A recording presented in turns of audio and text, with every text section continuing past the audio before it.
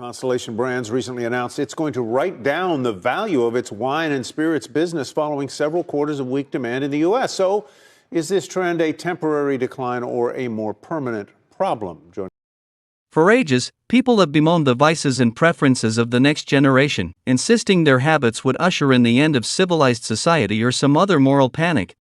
When it comes to Gen Z's drinking habits, the script has flipped.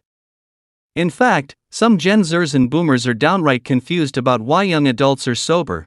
I feel like they're just not really as interested, maybe. I also think people just want to live a healthier lifestyle in general and might not be drinking as much. There's been a lot more studies, obviously, now than there were before about the side effects of alcohol. Those who are trying to reduce the number of hard drinks they consume in any given week may see the health data on alcohol consumption as a chief motivator. Drinking has been linked to accelerated DNA aging, cognitive decline, and cardiovascular disease, according to data that contributed to recent research from McKinsey Health Institute co-leader Lars Hartenstein and his co-author. The World Health Organization, meanwhile, published a statement in January in which it noted that when it comes to alcohol consumption, there is no safe amount that does not affect health. 5 years ago, World Health Organization came out with with the reality, basically, that no amount of drinking is healthy. Among Gen Z, health concerns are just one reason why interest in drinking alcohol has diminished in recent years. Experts point to changing tastes, a lack of effective marketing, and price as factors in the shift, too.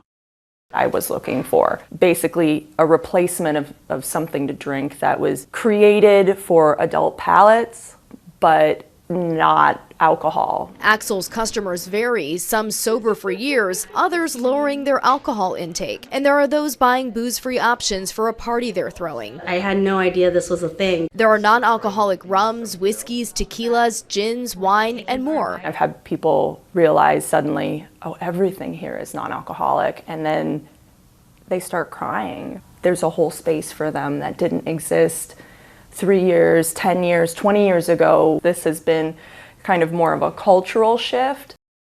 Consider the wine industry. In the US, wine has grown in popularity only among the over 60 demographic. Gen Zers have shown less interest in the bevy, compared with other age groups, especially when they are presented with so many other choices. Gen Z's tastes have helped catalyze the booming non-alcoholic and low-alcohol beverage industry, which some CEOs are keen to get in on.